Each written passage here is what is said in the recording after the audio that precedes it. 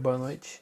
Meu nome é Lucas Urbano e o tema do nosso trabalho é a utilização de gerador de energia solar em um horário de ponta. Nosso trabalho a ideia dele consiste na troca da utilização da energia que vem da rua por uma energia do gerador no horário de ponta. Ou seja, quando começar o horário de ponta, o comércio ou indústria para de utilizar a energia que vem da rua para a utilização da energia armazenada no gerador. Aí você deve estar se perguntando o porquê. Tem um certo período do dia, aqui em São Paulo pelo menos, que é o horário de ponta, que são das 17 horas às 21 horas. Esse é um período que a energia fica mais cara. Ou seja, quando você utiliza da energia elétrica que vem da rua, o custo vem maior. Então, para solucionar esse problema, nós optamos em utilizar um gerador ao invés de utilizar a energia que vem da rua. E o que é esse horário de ponta? Bom, basicamente o horário de ponta é um período do dia que a energia elétrica fica num custo elevado. Só que esse horário de ponta só consta para indústria, comércio ou empresa, que serão edificações que se enquadram na classe A. Edificações como apartamentos, casas, residências e escolas não se encaixam porque são de classe B. Então nossa ideia seria a utilização de uma placa solar, que seria a placa fotovoltaica, no comércio. Pegamos o exemplo do MEC, porque é um comércio que utiliza muita energia. E o que? Quando batesse o horário do horário de ponta às 17 horas, o MEC pararia de utilizar a energia que vem da rua e utilizasse a energia captada pela placa fotovoltaica durante o dia e utilizasse essa energia acumulada até o final do período do expediente, que seria por volta das 10 horas. Mesmo o horário de ponta finalizando 21 horas, no final do mês, valeria mais a pena a continuação da utilização do gerador, ao invés de ficar trocando toda hora por utilização de gerador e utilização da energia da rua. E tem um ponto positivo também, que no final do mês você vai ganhar créditos, porque toda energia que ficar em excesso, do gerador, você vai doar basicamente para o fornecedor de energia. Então o seu custo final do mês em relação à conta de luz vai vir um pouquinho mais barata, e também você vai causar um impacto ambiental menor. E tem a possibilidade do seu comércio também, no caso o MEC, ganhar um selo de sustentabilidade, que seria um selo Aqua, que a utilização do gerador solar é uma energia renovável, então isso já não prejudica o ambiente. E agora vamos falar um pouquinho sobre a placa solar e os componentes dela. Meu nome é Igor e eu vou falar sobre os componentes e sobre como funciona a placa fotovoltaica. Primeiramente, para a instalação da placa você precisa de 3 principais itens: a placa em si, que vai ser instalada, o inversor de energia e um medidor bidirecional que vai passar a corrente para a casa e para a rede elétrica. As placas fotovoltaicas são compostas de diversas células solares. As mais comuns, feitas de silício, um semicondutor que é o segundo elemento mais abundante da Terra. Em células solares, silício cristalino é colocado entre camadas de óxidos altamente transparentes e de alta condutividade elétrica. Cada átomo de silício é ligado aos demais por 4 ligações, que mantêm os elétrons no lugar. Assim, não há qualquer corrente elétrica. O segredo está na combinação de 2 camadas de silício, uma N e a outra P, sendo N silício dopado em fósforo com elétrons extras e camada P constituída por silício dopado em boro com espaços vazios para abrigar os elétrons. Através da junção PN na fronteira das camadas, elétrons podem circular, estabelecendo assim carga positiva de um lado e negativa do outro. Assim que um fóton do Sol atinge a célula de silício com energia suficiente, ele pode soltar um elétron da sua ligação, resultando em um vazio.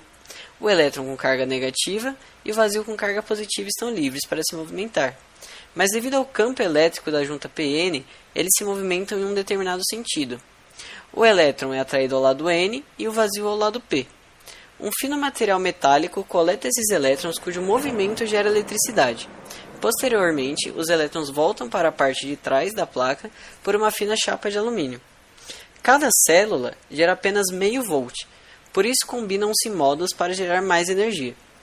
Com os elétrons voltando para sua posição origem, nada se perde ou se gasta. Assim que a luz é transformada em energia, ela passa pelo inversor, que prepara a energia para o consumo. Qualquer excesso de energia produzido pelas células é enviado para a rede pública. O relógio de energia faz a medição e você acumula créditos de energia, que são acumulativos, para uso quando as células não estão mais capturando energia. Meu nome é Guilherme e eu vou falar sobre o inversor e o medidor bidirecional. O inversor é um dispositivo fundamental para o uso da energia gerada pela placa fotovoltaica, pois a corrente que sai da placa é uma corrente contínua, e as empresas e residências usam correntes alternadas em suas tomadas, lâmpadas e etc. Sendo assim, a corrente precisa ser invertida de contínua para alternada. E para que haja essa inversão, a corrente contínua que alimenta o inversor, ela é partida em impulsos através de interruptores que ligam a entrada até as fases de saída do inversor. No nosso trabalho, nós achamos melhor optar por um sistema on-grid, que basicamente faz com que o nosso gerador seja diretamente ligado com a rede de distribuição de energia onde a empresa é localizada, fazendo com que não tenhamos que nos preocupar com baterias.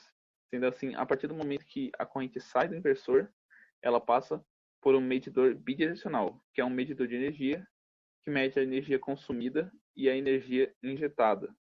Sendo a energia injetada a energia que os nossos painéis solares geraram no período da manhã e foram injetados na rede de distribuição, fazendo com que nós tenhamos crédito na concessionária de energia solar que nós contratamos, podendo assim ser usada a energia que foi gerada por nós de manhã no horário de ponta e evitando o preço elevado da distribuidora normal. Boa noite, meu nome é Aquiles e vou falar sobre a simulação feita no Tinkercad. E como podemos ver, a empresa que a gente pegou como base foi o McDonald's, que além de ser uma empresa muito conhecida, gasta muita energia através do fogão, do freezer e da iluminação que tem no local. Então a nossa ideia é colocar um gerador de energia luminosa para ganhar a energia para ser consumida no restaurante, para evitar grandes gastos de energia, que é para a conta de luz não ficar no vermelho e acabar saindo nos gastos do bolso do dono. E serve também para diminuir a taxa de emissão de carbono. Então, além de tudo isso, acaba sendo um meio muito bom para o meio ambiente. Tendo isso como pensamento, o nosso projeto é colocar uma placa solar sobre o estabelecimento e um inversor de energia, que é para alternar a corrente contínua para a corrente alternada. E o poste de energia que conecta isso, que serve para ser um meio alternativo de energia.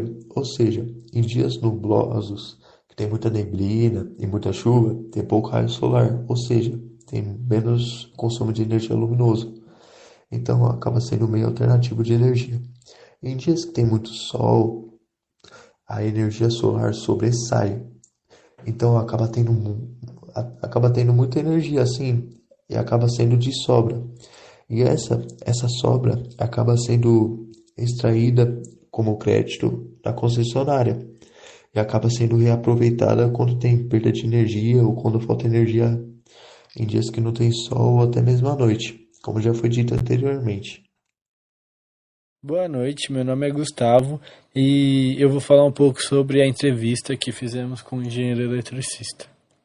Bom, a primeira pergunta foi sobre os principais pontos positivos de se ter um gerador solar.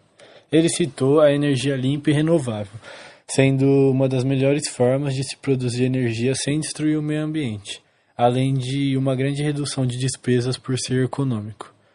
Mas tem que sempre manter uma manutenção periodicamente.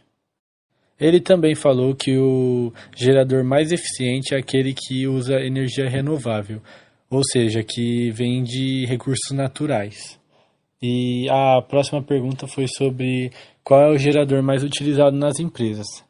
Ele falou que o gerador mais utilizado pelas empresas é o gerador a diesel. Porém, o diesel não é sustentável, pois quando ele se queima, acaba jogando dióxido na atmosfera. A última pergunta foi se vale a pena colocar um gerador também em uma residência. Ele falou que não, pois a residência não tem horário de ponta por ser do grupo B, por isso não vale a pena colocar um gerador. Concluímos no nosso projeto que, apesar dos custos altos que você vai ter comprando as placas solares e o inversor certo que conecta com a concessionária, no futuro esses gastos serão recompensados, pois a sua conta será pelo menos a metade dos seus gastos originais. Por isso que compensa mais em empresas grandes que consomem mais energia e têm mais gastos do que uma resistência, que consome menos energia e tem menos gastos. Ou seja, com o tempo, isso acaba sendo um investimento a longo prazo. E esse foi o nosso projeto, professores.